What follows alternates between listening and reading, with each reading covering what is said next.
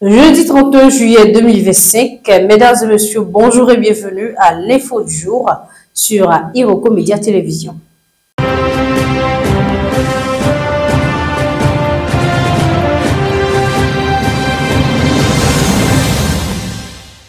Actualité politique en Côte d'Ivoire, le bras de fer judiciaire autour de Tidjane Thiam a rebondi à l'ONU. Un malentendu entoure la récente déclaration du Comité des droits de l'homme de l'ONU au sujet de Tidjane Thiam, leader du Parti démocratique de Côte d'Ivoire et exclu de la liste électorale ivoirienne. Bien que l'ONU ait demandé à l'État ivoirien de garantir ses droits politiques, elle n'a pas ordonné sa réinscription sur les listes, ce qui entretient l'ambiguïté entre les deux camps. Du côté du gouvernement, on considère cette absence de mesures provisoires comme une validation de l'inéligibilité de l'opposant établi en avril 2025. L'avocat de l'État ivoirien, maître Jean-Marc Fédida, souligne que la justice internationale ne remet pas en cause la décision locale. À l'inverse, l'avocat de Tidjane Thiam, maître Mathias Chichportiche, y voit une reconnaissance implicite de ses droits violés en rappelant que l'article 25 du Pacte international sur les droits civils et politiques garantit le droit de vote et d'éligibilité.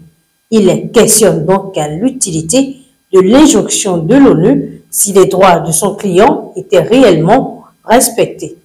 Par ailleurs, le comité ne s'est pas encore prononcé sur le fond de l'affaire. Il rendra sa décision finale au plus tard le 8 janvier 2026 après avoir reçu les réponses officielles de la Côte d'Ivoire. En Tunisie, l'UGTT entre en confrontation ouverte avec le gouvernement.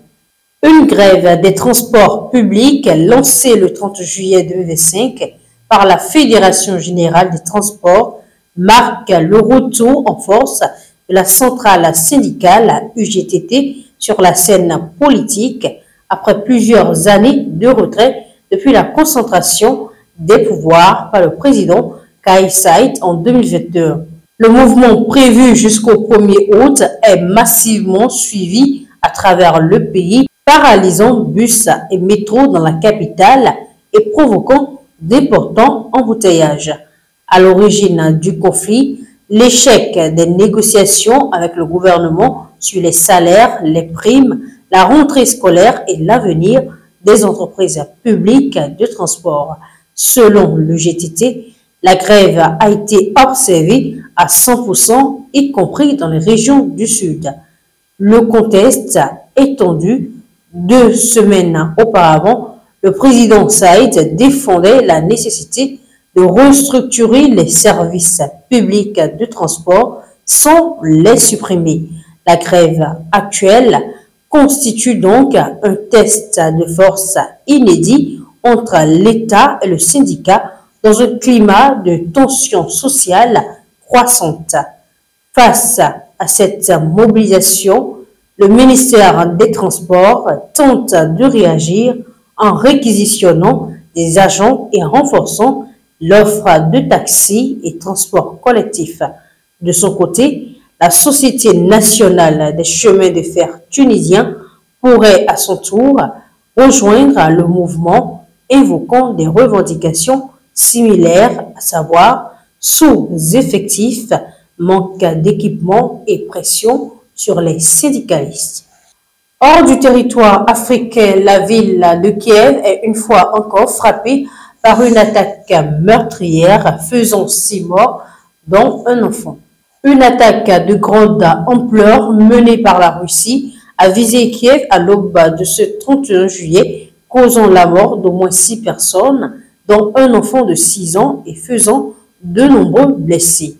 Cette offensive, mêlant drones et missiles, a ciblé 27 sites dans la capitale, selon les autorités ukrainiennes. Les immeubles résidentiels ont été gravement touchés et des familles entières ont été décimées. Les secours poursuivent la recherche. Le bilan pourrait s'alourdir. Le président Zelensky a dénoncé un spectacle meurtrier, tandis que la diplomatie ukrainienne appelle la communauté internationale à intensifier la pression sur Moscou. Le ministre des Affaires étrangères, Andriy Sybiha, a souligné que le temps est venu d'imposer la paix par la force, tout en saluant la patience de Donald Trump, qui vient d'accorder un ultimatum de 10 jours à la Russie pour cesser les hostilités sous peine de sanctions renforcées. En parallèle, Moscou a revendiqué la prise de la ville de Tchavivlar, un point stratégique dans la région du Donetsk à l'est du pays. Cette attaque intervient dans un contexte politique tendu en Ukraine.